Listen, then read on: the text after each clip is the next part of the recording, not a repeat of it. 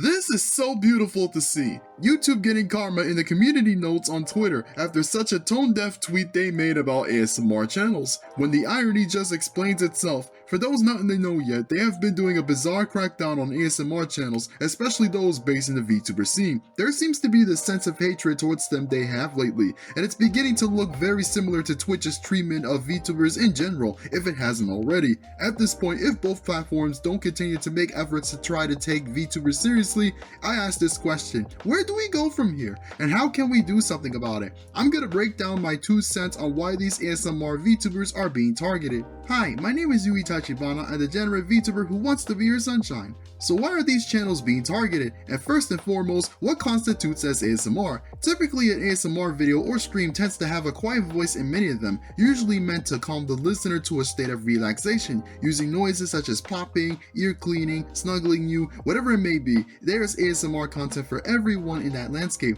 Now that is not all ASMR though, because of course there is also roleplay, pretending to be a cat girl or whatnot, and sometimes that roleplay can get 18+, often featuring moaning or heavy breathing noises. Which brings me to the first stereotype that YouTube seems to have about ASMR content. It's the fact that breathing noises seem to be heavily tied to anything that is lewd, even in the least slightest, or perhaps it's not even lewd at all, and it's just someone taking a sigh. However, that does not stop YouTube from purging the heck out of all of these channels lately, hours upon hours of work being thrown down the drain, or at the very least in jeopardy, and with enough tagging the YouTube support, there's a chance they may get their content reinstated. But here's the thing, we shouldn't always have to rely on them for support. For one thing, this should not be happening in the first place. Legit creators actually rely on this sort of content to pay their bills and their food deliveries or whatnot. To interfere with that is like taking a milk bottle from a baby or stealing a homeless person's money. It's cruel. And furthermore, this stereotype that all ASMR content is lewd just because the person speaking may speak in a voice that just so happens to be used by those who use the voice for sexual arousal is a double-edged sword if you ask me.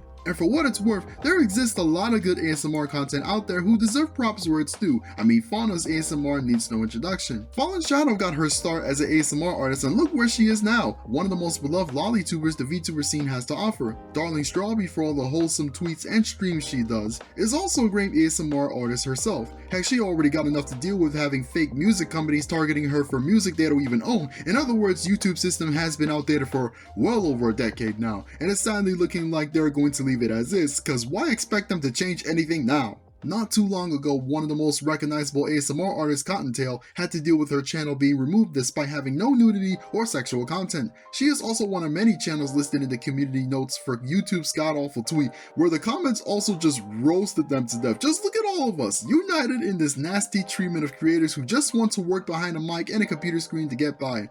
This is so beautiful. This rage against the machine, no, not the band, but in the literal sense. Pretty much everyone has collectively decided enough is enough. Leave the ASMR artists alone.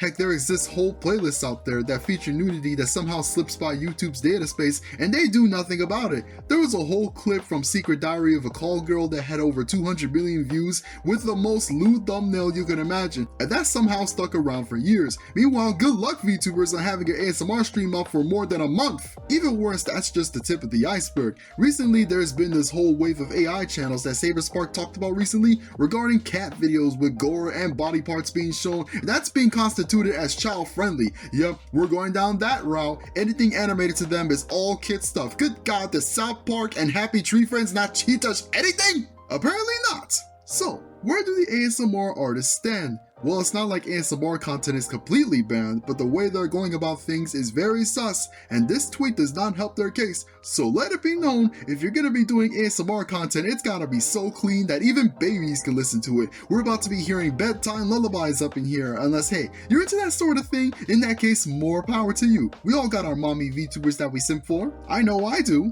But the ear cleaning and snuggling and the roleplay, leave that be. YouTube, you're approaching your 20th anniversary this year. 20 years ago, you launched with the slogan, broadcast yourself. Let your content creators broadcast themselves. What do you think of this ASMR situation? Let me know in the comments below, and thanks for watching this video. Support my Patreon and my Ko-fi, and follow me on Twitter, and subscribe to my channel. I upload weekly, and join my Discord to be part of the movement. Special thanks to Jason N and Pete for supporting the Patreon. If you'd like to get a shout out at the end of my videos, please support the Patreon. This is your sunshine, Yui Tachibana, sunsetting for the day.